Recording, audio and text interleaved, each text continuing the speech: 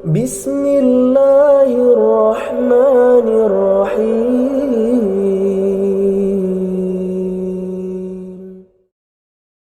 Bismillahirrahmanirrahim. Assalamualaikum warahmatullahi wabarakatuh.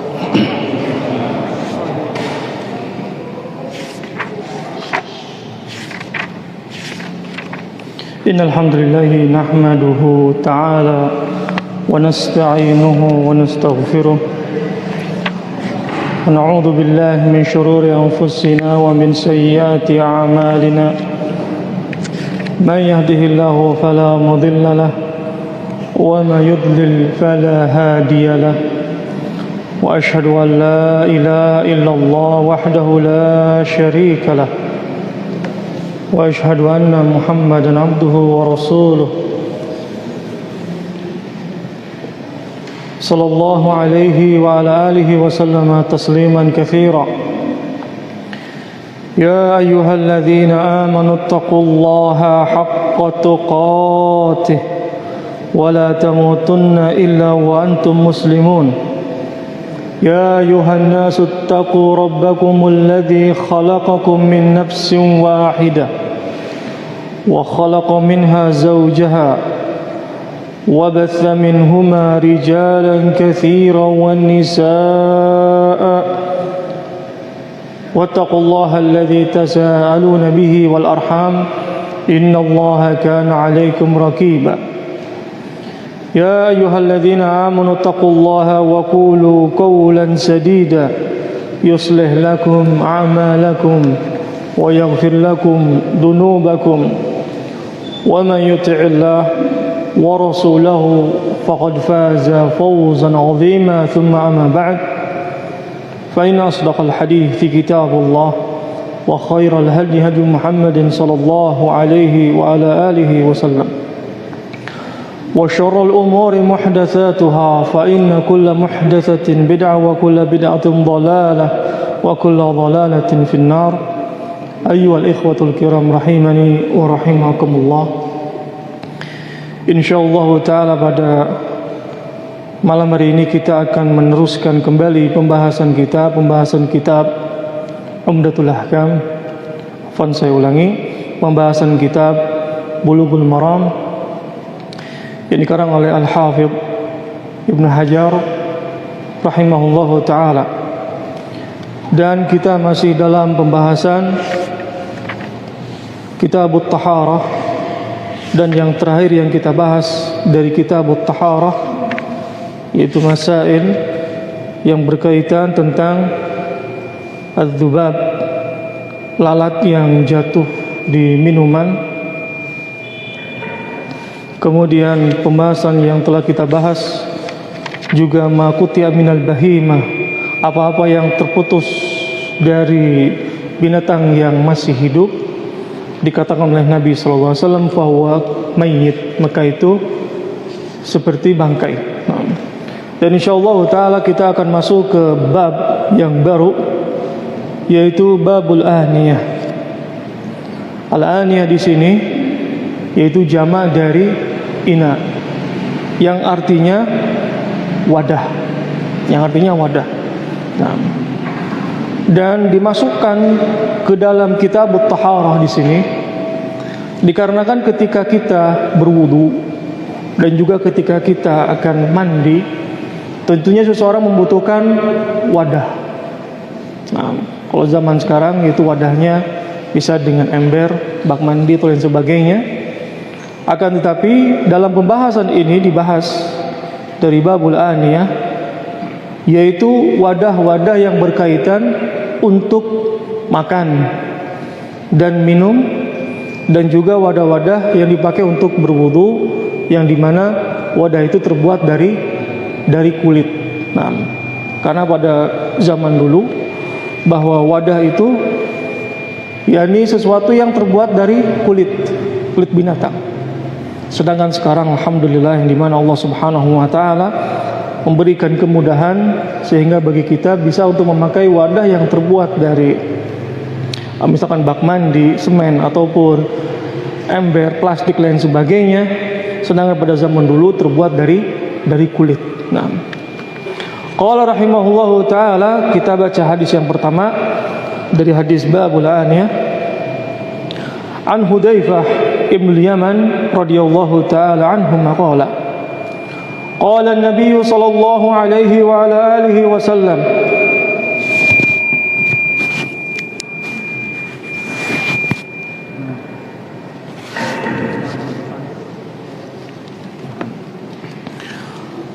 An Hudzaifah ibn Yaman radhiyallahu taala anhu qala قال النبي صلى الله عليه وعلى آله وسلم لا تشربوا في آنية الذهب والفضة ولا تأكلوا في صحافها فإنها لهم في الدنيا ولكم في الآخرة. Hadis muttafaqun alaih. Dari Hudzaifah ibn Yaman radhiyallahu taala anhuma bahwa Nabi sallallahu alaihi wa alihi wasallam mengatakan la tashrabu, janganlah kalian minum fi aniyati dzahab wal fiddah, minum pada wadah yang terbuat dari emas dan perak. Wala ta'kulu fi sihafiha, dan juga janganlah kalian makan di piringnya, piring yang terbuat dari emas dan perak. Fa innaha lahum fid dunya, karena sesungguhnya bejana-bejana yang terbuat dari emas dan perak, lahum fid dunya, lahum di sini untuk orang-orang kufar, orang-orang kafir, walakum fil akhirah, dan untuk kalian orang-orang mukmin di akhirat nanti. Nah, hadis ini hadis yang pertama dari babul aniyah, yaitu larangan dari Nabi sallallahu alaihi wa ala alihi wasallam seseorang yang makan dan minum di wadah-wadah yang terbuat dari emas dan perak. Kenapa dilarang? Karena hal ini menyerupai orang-orang kufar, orang-orang kafir. Dengan ini Nabi sallallahu alaihi wasallam mengatakan fa inna lahum, untuk mereka di dunia, sedangkan untuk kita nanti di akhirat. Orang kaum mukmin, mereka akan merasakan kenikmatan nanti di surga, yang dimana diperbolehkan memakai wadah-wadah yang terbuat dari emas dan juga wadah-wadah yang terbuat dari perak, tapi di akhirat nanti. Sedangkan di dunia fahada muharram, tidak boleh. Termasuk dari tasyabbuh dengan orang-orang kufar, orang-orang kafir. Dan larangan di sini umum, baik untuk laki-laki dan juga untuk wanita. Walaupun emas bagi kaum wanita diperbolehkan, akan tetapi pemakaiannya yang digunakan untuk makan ataupun untuk minum itu umum, baik laki-laki ataupun baik wanita. Hal ini sebagaimana Nabi melarang secara umum, la tashrabu, janganlah kalian, berarti di sini umum, baik laki-laki ataupun para wanita. Nah, dan larangan di sini yang pertama dikarenakan ini termasuk dari sifat-sifat orang-orang yang sombong, termasuk sifat-sifat orang-orang yang sombong, yang dimana mereka sendoknya, centongnya, gelas atau piringnya, baik dia emasnya secara keseluruhan atau setengahnya atau sedikit saja, itu haram. Pertama, perbuatan orang yang sombong. Yang kedua, tasyabbuh dengan orang-orang kufar. Tasyabbuh dengan orang kufar, dengan ini dilarang oleh Nabi sallallahu alaihi wasallam. Dan Nabi sallallahu alaihi wasallam melarang dikarenakan di sana terdapat ancaman yang keras dari Nabi sallallahu alaihi wasallam, seseorang yang makan dan minum dari ada lapisan emas atau ada lapisan perak. Dalam hadis yang berikutnya kita baca, an Ummi Salamah radhiyallahu taala anha qalat qala Rasulullah sallallahu alaihi wa ala alihi wasallam alladhi yashrabu fi ina'il fiddah innama yujarjiru fi batnihi nar jahannam. Muttafaqun alaih. Dari Ummi Salamah radhiyallahu taala anha qalat, dia mengatakan bahwa Nabi sallallahu alaihi wa alihi wasallam bersabda, alladzi yashrabu, orang yang meminum di wadah yang dimana terbuat dari perak atau di sana ada bagian dari peraknya, innama yujarjiru fi batnihi nar jahannam, sesungguhnya dia telah memasukkan ke dalam perutnya api neraka jahanam. Ini ancaman yang keras dari Nabi sallallahu alaihi wa alihi wasallam. Mereka yang memakai aniyah, wadah-wadah yang terbuat dari emas, yang terbuat dari perak, yakni seperti memasukkan api neraka jahanam ke dalam perutnya. Dengan ini sebagian para ulama mengatakan bahwa ini menunjukkan pengharaman dan juga ini menunjukkan bahwa ini termasuk dari dosa besar. Kenapa? Karena ancaman yang keras, memasukkan ke dalam perutnya api neraka jahanam. Nah, kemudian masuk ke dalam pembahasan ini karena dimasukkan oleh pengarang kitab dalam kitab At-Taharah, bahwa seseorang ketika dia berwudu pun maka jangan memakai wadah-wadah yang terbuat dari emas dan perak. Mungkin kalau zaman sekarang hal ini tidak didapatkan karena sekarang sudah berlimpah wadah-wadah yang terbuat dari plastik ataupun yang lain sebagainya. Akan tetapi orang-orang yang dimana mereka sombong, mempunyai uang yang berlimpah, sehingga mereka menggunakan sesuatu yang tidak pada tempatnya. Kamarnya berlapis emas, atau wadah-wadah atau lain sebagainya berlapis emas, atau bahkan dia memakai jam tangan yang berlapis emas bagi lelaki. Ini haram. Ini sesuatu yang diharamkan. Nah, dengan ini termasuk dari suatu kesombongan seseorang yang dimana memakai bejana, wadah-wadah yang dipakai untuk makan ataupun minum, ataupun dipakai untuk mandi, ataupun dipakai untuk berwudu. Itu termasuk dari kesombongan. Dan apabila dipakai untuk makan dan minum, apa yang masuk ke dalam perutnya itu Nabi SAW memisalkan seperti memasukkan api neraka jahanam. Wa na'udzubillah. Baik. Qala rahimahullahu taala an Ibnu Abbas radhiyallahu taala anhuma qala qala Rasulullah sallallahu alaihi wa ala alihi wasallam idza dubighal ihab faqad tahur. Akhrajahu Muslim. Wa 'indal arba'ah ayyuma ihabin dubigha.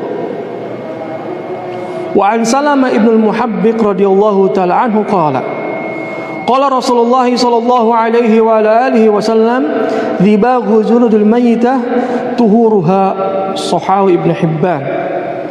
Wa 'an Maimunah radhiyallahu ta'ala anha qalat marra Rasulullah sallallahu alaihi wa ala alihi wasallam bishatin yajurrunaha faqala law akhadtum ihabaha faqalu innaha maitah faqala yutahhiruha al-ma' wal qard.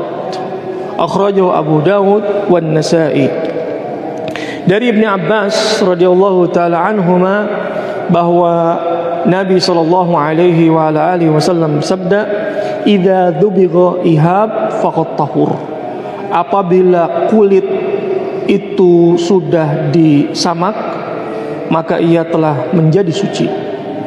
Wa inal arba'ah ayyuma ihabin dubigha. Kulit apa saja yang disamak.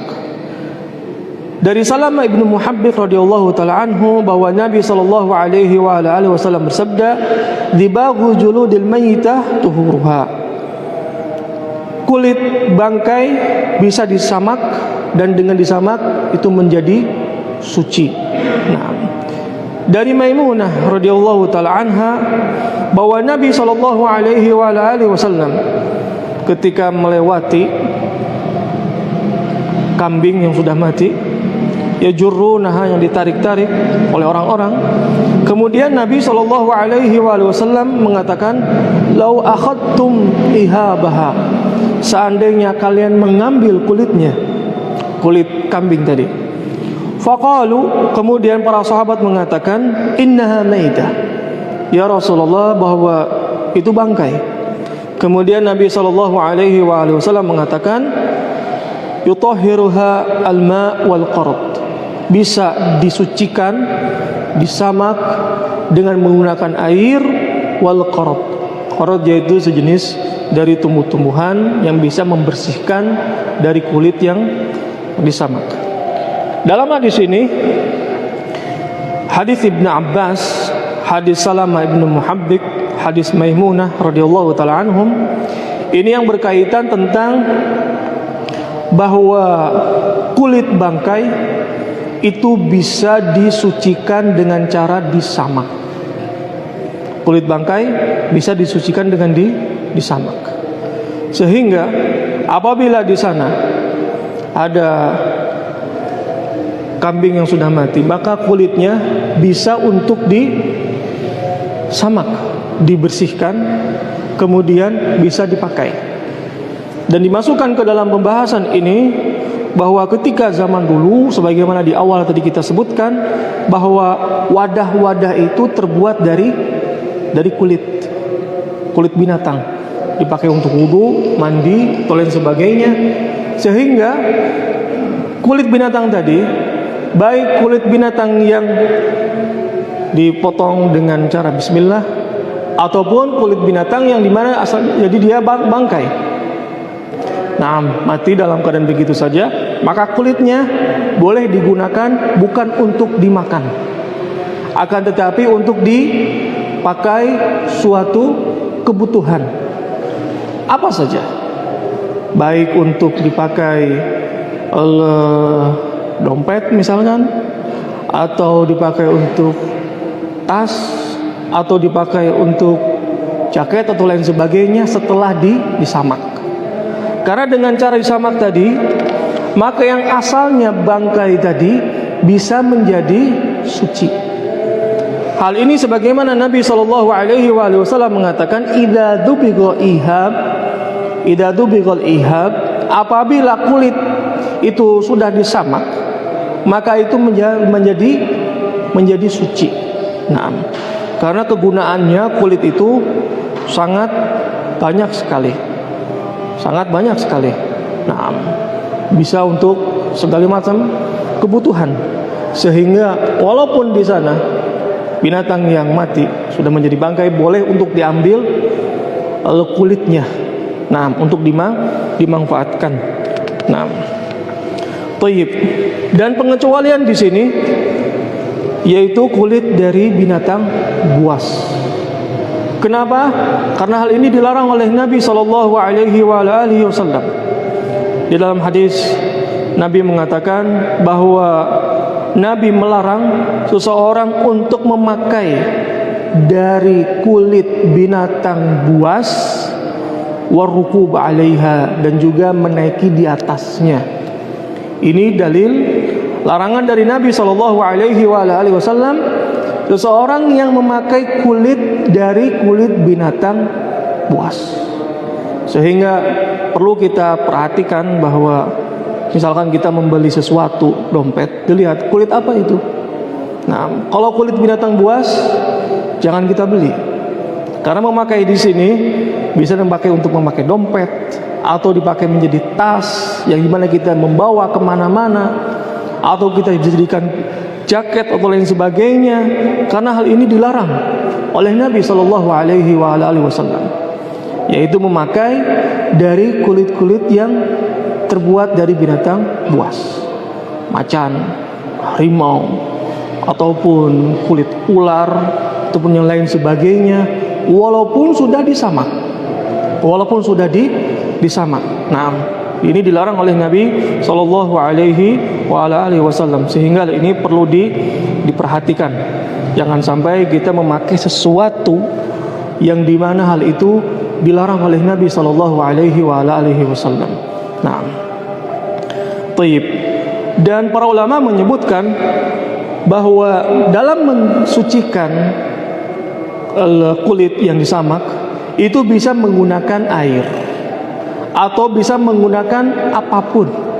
Yang jelas ketika seseorang menyamak kulit masih ada misalkan daging-daging yang melekat di kulit binatang tadi, sehingga bisa dibersihkan.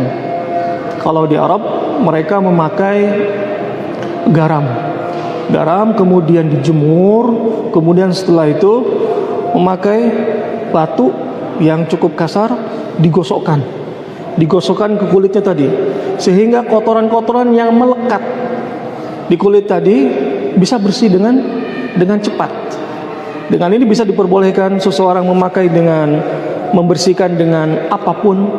Nah, dengan cara menyamaknya dengan air ataupun dengan bahan apapun, sebagaimana dikatakan oleh para ulama, fahuwa jaiz. Naam. Karena manfaatnya kulit itu banyak sekali. Bahkan di Arab bahwa kulit dari kulit kambing itu bisa untuk dipakai tempat minum yang namanya girbah. Nah, karena zaman dulu ketika suatu perjalanan ke perjalanan yang lain itu membutuhkan tempat minum. Kalau misalkan di kita sekarang mungkin botol seperti ini. Akan tetapi pada zaman dulu mereka memakai girbah, yang dimana girbah itu terbuat dari kulit kambing. Nah, dan sampai sekarang masih menjual, orang-orang di pedalaman di Arab sana masih menjual hal seperti ini, yaitu girbah yang dimana terbuat dari kulit kambing. Dan di sana airnya bisa dingin dengan alami. Nah, bahwa girbah tadi ketika dimasukkan air, nah, airnya bisa menjadi dingin. Nah, dan ketika ada yang sobek, itu dijahit dengan kulit lagi. Nah, karena mereka sudah terbiasa, yakni dengan memakai girbah tadi, karena ini adalah merupakan cara yang alami, cara yang dipakai oleh orang-orang yang terdahulu memakai girbah, dan juga mereka memakai khuf yang terbuat dari kulit. Khuf yang dimana seperti kaos kaki, akan tapi terbuat dari kulit. Dan hal itu bisa menghangatkan badan, menghangatkan kakinya, yang dimana bisa dipakai ketika musim dingin, ataupun jaket yang terbuat dari bulu domba. Nah, itu juga bisa menghangatkan badannya, sehingga manfaat dari kulit itu banyak sekali. Mungkin kalau kita di sini kebanyakan kulit itu dimakan, kulit sapi dimakan. Nah, kenapa? Karena kebanyakan kita mengkonsumsinya, dibikin kerupuk atau lain sebagainya. Akan tapi di Jaziratul Arab mereka tidak memakannya. Akan tapi mereka mempergunakan dengan hal-hal yang tadi disebutkan, tempat air minum, ataupun bisa dipakai menjadi khuf ataupun yang lainnya. Nah, baik.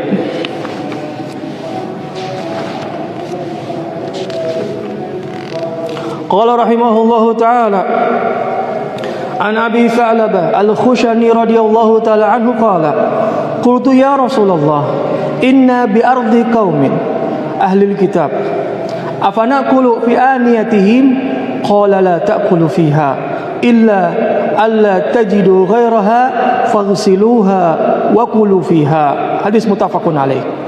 Dari Abi Tha'labah al-Khushani radhiyallahu ta'ala anhu qala qultu, saya mengatakan ya Rasulullah, inna bi ardi qaumin ahli kitab, sesungguhnya di suatu tempat ada kelompok dari ahlul kitab, jadi dari Yahudi dan Nasara. Afana qulu fi aniyatihim, apakah diperbolehkan kita makan di wadah piring-piring bekas mereka? Kemudian Nabi mengatakan la ta'kulu fiha, janganlah kalian makan di piring bekas mereka.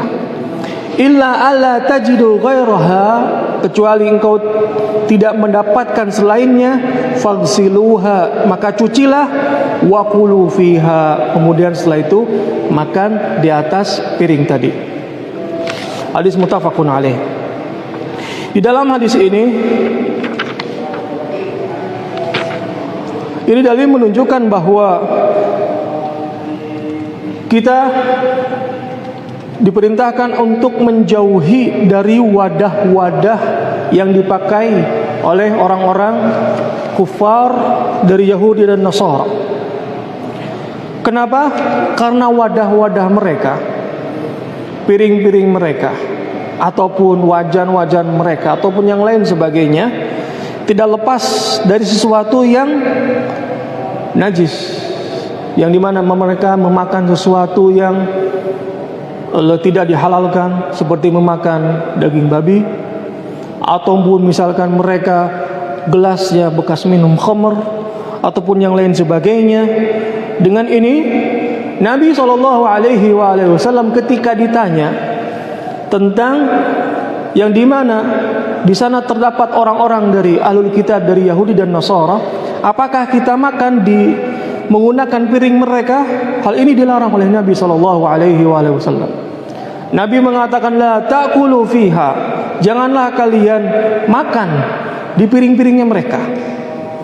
Karena sebagaimana tadi kita sebutkan sebabnya, yaitu karena mereka tidak lepas dari memakan makanan yang diharamkan dan meminum minuman yang diharamkan.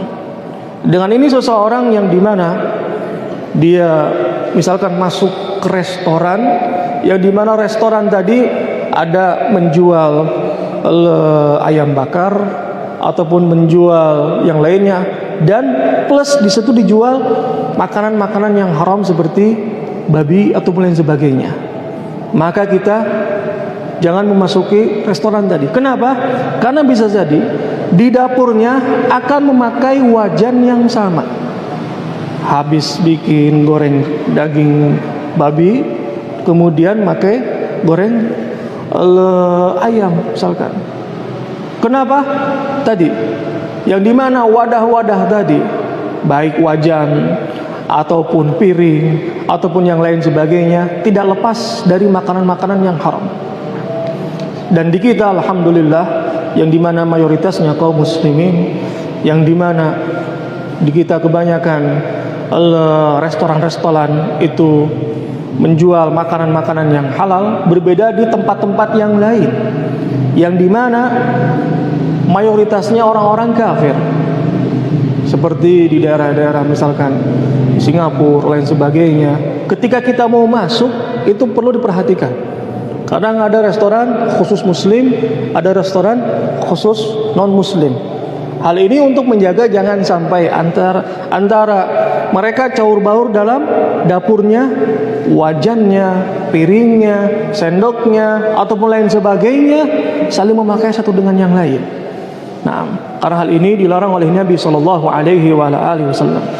Dengan ini Nabi mengatakan, la ta'kulu fiha, janganlah kalian memakan dari wadah-wadah mereka, illa, terkecuali alla tajidu ghairaha, engkau tidak mendapatkan selainnya. Tidak ada kecuali itu, kepunyaan orang ahlul kitab dari Yahudi dan Nasara. Maka Nabi mengatakan, faghsiluha, maka cucilah wajan tadi, cucilah wadah tadi, wa kulu fiha, dan makanlah di atas wajan tadi, boleh di atas piring tadi, dengan syarat harus dibersihkan terlebih dahulu. Karena dengan cara membersihkan tadi, maka najis-najisnya akan hilang. Sedangkan dapurnya satu, masak bareng lain sebagainya, maka hal ini jangan kita masuk ke tempat seperti itu. Kenapa? Karena kadang mereka akan bekerja dua kali. Sudah masak cuci lagi, kemudian sudah masak cuci lagi dan sebagainya. Nah, mereka yang dimana tidak menjaga dari sesuatu yang najis, bangkai atau lain sebagainya, maka kita pun menghindari apa yang mereka pakai. Nah, Qala rahimahullahu ta'ala an Imran ibn Husain radhiyallahu ta'ala anhuma anna Nabiy sallallahu alaihi wa alihi wasallam wa ashabahu tawaddau min mazalati imra'atin musyrikatin muttafaqun alaih wa fi haditsin tawil. Dari Imran ibn Husain radhiyallahu ta'ala anhuma bahwa Nabi sallallahu alaihi wa alihi wasallam dan para sahabatnya berwudu di tempat wudu kepunyaan seorang wanita musyrikah. Nah, hadis muttafaqun alaih.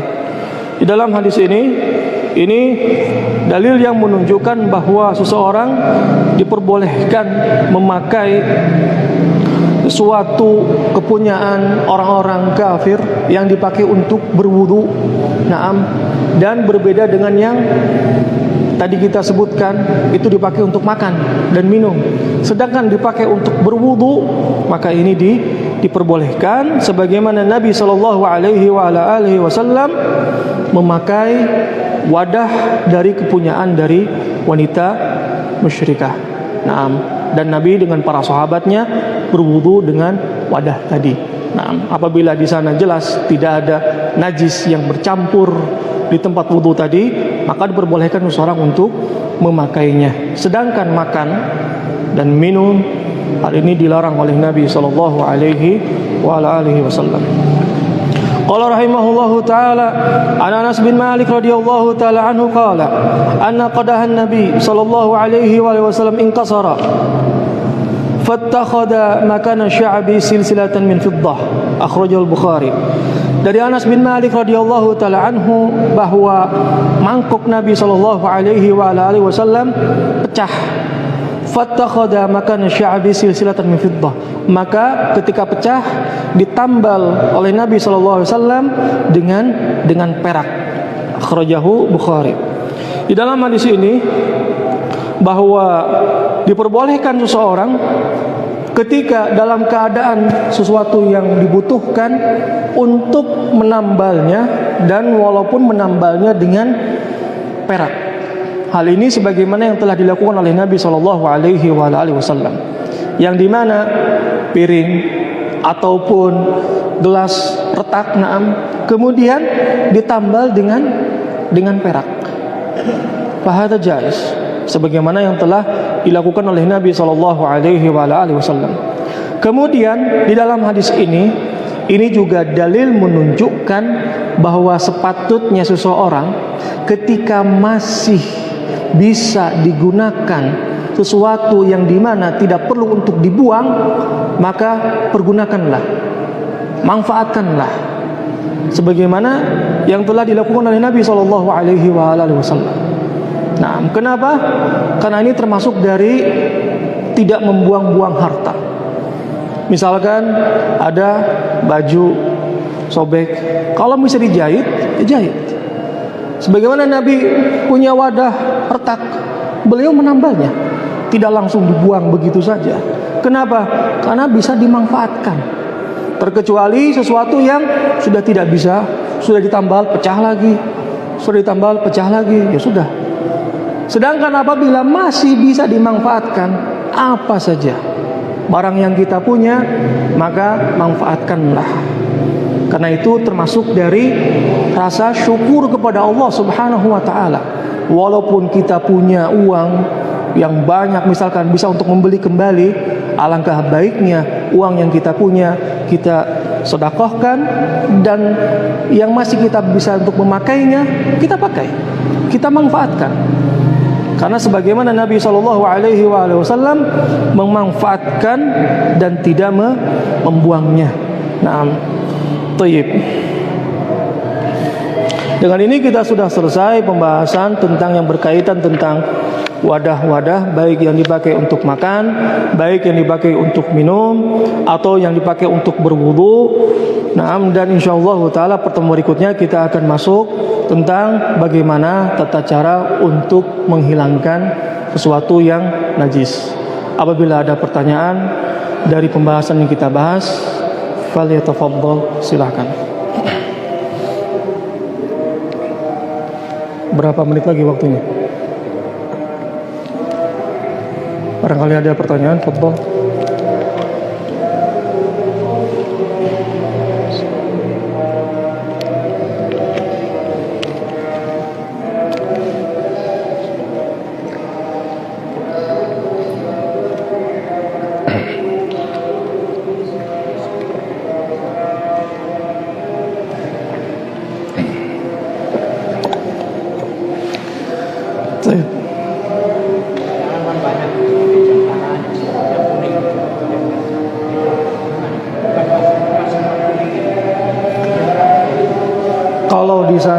hanya warna saja, misalkan jam tangan semprotannya cuma warna kuning saja, warna saja, itu tidak mengapa. Yang diharamkan adalah emasnya, lapisan emasnya, walaupun itu sedikit. Karena Nabi SAW memberikan ancaman keras seseorang yang memakai cincin yang terbuat dari emas. Kemudian Nabi berkhutbah di antara kalian, ada yang sengaja meletakkan bara api neraka di tangannya. Ketika sahabat tadi mendengar apa yang telah diucapkan oleh Nabi SAW, membuangnya. Nah, sehingga untuk lelaki bahwa jam tangan ataupun yang lainnya yang di sana ada lapisan emasnya adalah haram. Yang diperbolehkan adalah fiddah, perak. Nah, sedangkan cuman warna saja itu tidak mengapa. Kalau warna saja, warnanya seperti warna emas. Nah, fahadha jaiz, karena itu bukan emas. Yang dilarang adalah emas. Nah, kenapa dilarang emas untuk kaum lelaki? Karena menyerupai kaum wanita. Sehingga lelaki yang memakai jam tangan terbuat dari emas, hakikatnya dia tasyabbuh seperti wanita.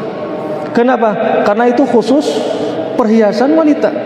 Nah, itu yang pertama. Yang kedua, ada rasa sombong. Nah, terbuat dari emas, harganya 200 juta. Nah, sehingga timbul rasa kesombongan. Padahal suatu kesombongan adalah suatu yang tercela, dan juga dia memakai tasyabbuh dengan orang-orang, dengan para wanita, sehingga ditakutkan ketika dia terbiasa memakai yang dimana dipakai untuk kaum wanita, perilakunya juga bisa ditakutkan seperti para wanita, yang dimana seharusnya lelaki itu kuat. Nah, dan juga sebagaimana yang dimana zaman dulu memakai tato itu kaum wanita, dan dilarang oleh Nabi SAW, baik lelaki ataupun wanita, haram. Bahkan dalam hadis disebutkan mal'un, dilaknat orang yang ditato. Nah, sedangkan sekarang kaum lelaki yang memakai tato. Nah, sehingga lelaki yang memakai tato sebenarnya bukan gagah, menyerupai kaum wanita. Karena pada zaman dulu itu dipakai oleh kaum wanita. Nah, Allah Ta'ala a'lam. Nah, kita cukupkan pertemuan kita sampai di sini. Mudah-mudahan